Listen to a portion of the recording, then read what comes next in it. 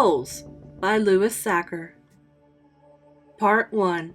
You're entering Camp Green Lake. Chapter 1. There is no lake at Camp Green Lake. There once was a very large lake there, the largest lake in Texas. That was over 100 years ago. Now it is just a dry, flat wasteland. There used to be a town of Green Lake as well. The town shriveled and dried up along with the lake and the people who lived there. During the summer, the daytime temperature hovers around 95 degrees in the shade, if you can find any shade. There's not much shade in a big dry lake. The only trees are 2 old oaks on the eastern edge of the lake. A hammock is stretched between the 2 trees, and a log cabin stands behind that. The campers are forbidden to lie in the hammock. It belongs to the warden. The warden owns the shade. Out on the lake, rattlesnakes and scorpions find shade under rocks and in the holes dug by the campers. Here's a good rule to remember about rattlesnakes and scorpions. If you don't bother them, they won't bother you. Usually. Being bitten by a scorpion or even a rattlesnake is not the worst thing that can happen to you. You won't die. Usually. Sometimes a camper will try to be bitten by a scorpion or even a small rattlesnake. Then he will get to spend a day or 2 recovering in his tent, instead of having to dig a hole out on the lake. But you don't want to be bitten by a yellow-spotted lizard. That's the worst thing that can happen to you. You will die a slow and painful death. Always. If you get bitten by a yellow-spotted lizard, you might as well go into the shade of the oak tree and lie in the hammock. There is nothing anyone can do to you anymore. Chapter 2. The reader is probably asking, why would anyone go to Camp Green Lake? Most campers weren't given a choice. Camp Green Lake is a camp for bad boys. If you take a bad boy and make him dig a hole every day in the hot sun, it will turn him into a good boy. That was what some people thought. Stanley Yelnats was given a choice. The judge said, "You may go to jail, or you may go to Camp Green Lake." Stanley was from a poor family. He had never been to camp before. Chapter 3. Stanley Yelnats was the only passenger on the bus, not counting the driver or the guard. The guard sat next to the driver with his seat turned around facing Stanley. A rifle lay across his lap. Stanley was sitting about 10 rows back, handcuffed to his armrest. His backpack lay on the seat next to him. It contained his toothbrush, toothpaste, and a box of stationery his mother had given him.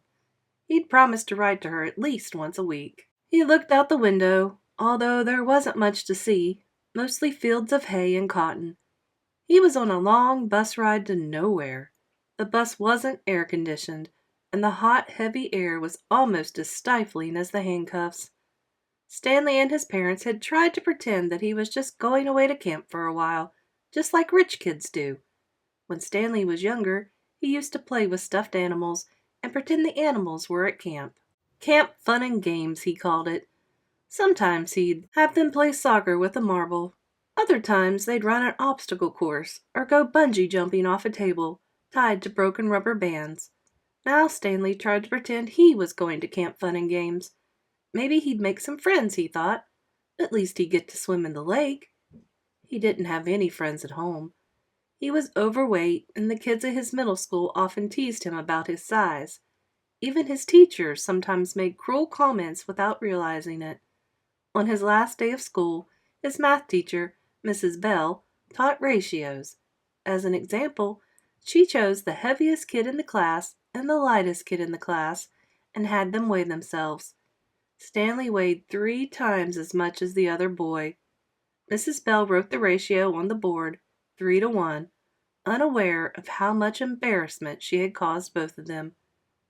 Stanley was arrested later that day. He looked at the guard who sat slumped in his seat and wondered if he had fallen asleep. The guard was wearing sunglasses, so Stanley couldn't see his eyes. Stanley was not a bad kid. He was innocent of the crime for which he was convicted. He'd just been in the wrong place at the wrong time. It was all because of his no-good, dirty, rotten, pig-stealing great-great-grandfather. He smiled. It was a family joke. Whenever anything went wrong, they always blamed Stanley's no-good, dirty, rotten, pig-stealing great-great-grandfather. Supposedly, he had a great-great-grandfather who had stolen a pig from a one-legged gypsy, and she put a curse on him and all his descendants. Stanley and his parents didn't believe in curses, of course, but whenever anything went wrong, it felt good to be able to blame someone. Things went wrong a lot. They always seemed to be in the wrong place at the wrong time. He looked out the window at the vast emptiness. He watched the rise and fall of a telephone wire. In his mind, he could hear his father's gruff voice softly singing to him, if only, the woodpecker sighs, the bark on the tree was just a little bit softer, while the wolf waits below, hungry and lonely, he cries to the moon, if only, if only.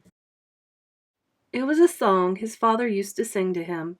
The melody was sweet and sad, but Stanley's favorite part was when his father would howl the word moon. The bus hit a small bump, and the guard sat up, instantly alert. Stanley's father was an inventor. To be a successful inventor, you need 3 things: intelligence, perseverance, and just a little bit of luck. Stanley's father was smart and had a lot of perseverance. Once he started a project, he would work on it for years, often going days without sleep. He just never had any luck. Every time an experiment failed, Stanley could hear him cursing his dirty, rotten, pig-stealing great-grandfather. Stanley's father was also named Stanley Yelnats. Stanley's father's full name was Stanley Yelnats III.